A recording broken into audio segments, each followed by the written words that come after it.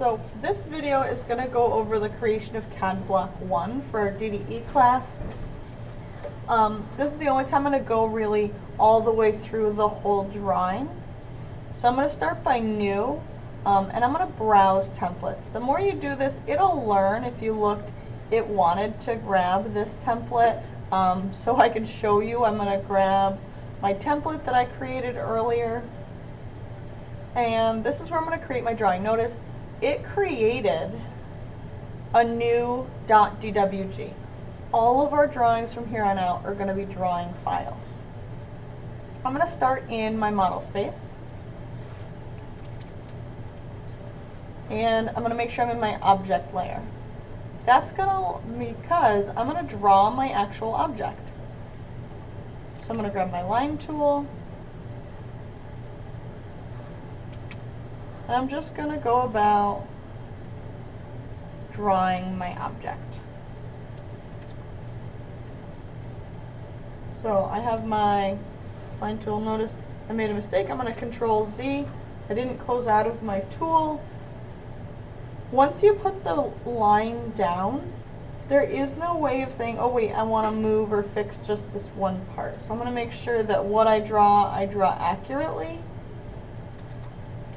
And I'm careful about what I'm doing. So now I've just walked through creating my object. Now I'm going to put my object in my viewport. So I'm going to go into Layout 1, and I'm going to open up my viewport. I'm going to go into Model Space. Now I can't see it on my screen, so I'm going to click the magnifying glass, and then I'm going to set this 1:1 scale. I'm just going to move it down and over just slightly, so that way I have room for my dimensions. Now, I don't actually like to see the grid. That's a personal preference. So I'm going to turn my grid off. I'm going to switch back to paper space, and I'm going to dimension my object. So I'm going to switch to my dimension layer, and I'm going to grab it. I want to make sure to select the furthest part of my object when possible. So I'm just going to make sure that I select these top corners. If I were to select down here, for example, you go, well, what's the difference? Notice I have that gap in between my dimension line and my object line. I don't have that here. It's really important when possible that you have that gap. So I'm going to select these corners, so that way as I pull up, I have those gaps. It's showing me that those are not part of my object. I'm just going to make sure I have all of my necessary. So for here, I'm going to grab there and there to bring that out for my 1.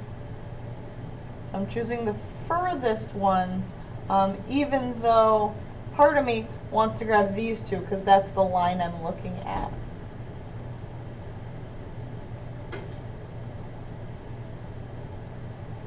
So I want to make sure there's that gap. Because of the object I'm looking at in the Google Classroom, I'm going to come into Annotate, Dimensions, click that little arrow, Modify, Primary Units, and I'm going to change them to 2 decimal places. When possible, I'm going to match the dimensioning style as in the assignments. I'm going to make sure I name this CAD Object 1 in all caps. We had set our ratio 1:1, today's date, period number, and this is drawing number 1.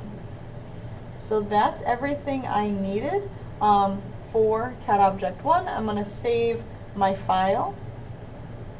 So I'll show you how I'm going to do that. Save. Make sure it goes into my DDE folder.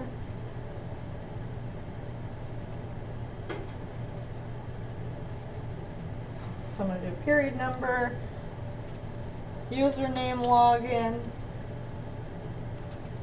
and then CAD Object 1.